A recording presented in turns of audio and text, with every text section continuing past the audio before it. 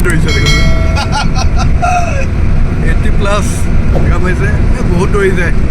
ইমান নেদেখা hello' everyone welcome to my channel সকলোৱে খবৰ কেনেকুৱা সকলো ভালে আছে ভালে থাকক আজি ভাবিলোঁ এখন মই কাৰ আনিছিলোঁ মাৰুতি 800 ইৰ' 2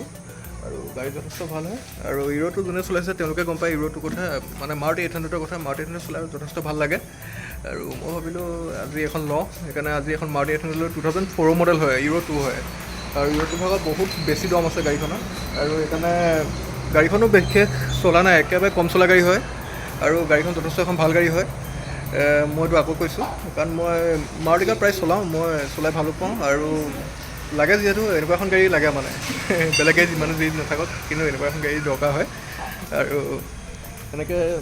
গাড়ীখন ল'লোঁ গাড়ীখন লৈ পিনে এতিয়া গাড়ীখনৰ এইবোৰ কাম কৰাই আছোঁ আৰাম চাৰাম এইবোৰ যত যিমান আছে বস্তু নতুন লগোৱাই আছোঁ আৰু এয়া ৰাতিপুৱাৰ পৰা কাম কৰি আছে ভাইটি তাৰপিছত বাকী গাড়ীখনৰ কালাৰটো এখন কি কালাৰ হ'ব কালাৰটো আনকমন হয় এইটো পাবলৈ বহুত টান হয় কি আছিলে কালাৰটো এইটো ব্ৰঞ্জ কালাৰ হয় অলপ মেট টাইপৰ হয় মানে মেটেলিকো হয় মেটো হয় মানে এইটো মানে একো ধৰিব নোৱাৰি মানে এতিয়া আপোনাৰ কালাৰটো কেনেকুৱা কি দেখিছে বহুত এটা আনকমন কালাৰ হয় আৰু পাবলৈ বহুত টান হৈ যায় আৰু গাড়ীখন যথেষ্ট ভাল গাড়ী হয় মাত্ৰ 35,000 কিমান কিলোমিটাৰ চলা গাড়ী হয় জেনুইন চলা গাড়ী হয় এখন এতিয়ালৈকে চাবি এটা ইউজ কৰিয়ে পোৱা নাই যথেষ্ট এখন ভাল গাড়ী আৰু সেইকাৰণে ভাবিলোঁ যিমানে নহওক গাড়ীখনৰ বাকী চব বস্তু ভাল আছিলে কিন্তু মানে ভাবিলোঁ নাই যিমানে নহওক জেনুইন নতুন পাৰ্টছ লগাই দিয়াটো ভাল হ'ব সেইকাৰণে ডিলাৰে কাম কৰি আছে পূৰা আৰু ভাল মেকানিক হয় আমাৰ ইয়াত আৰু এইফালে আতিকুৰ ভাল মেকানিক পূৰা কাম কৰি আছে আৰু সেইকাৰণে নতুন নতুন পাৰ্টছ তাৰপিছত আৰু বাকী মবিল এইফালেদি পূৰা মবিল এইফালেদি চেঞ্জ কৰিছোঁ মবিল চেঞ্জ কৰি দিম আৰু গিয়াৰ অইল তাৰপিছত কিবা কিবি মানে এইবোৰ আনিছোঁ পূৰা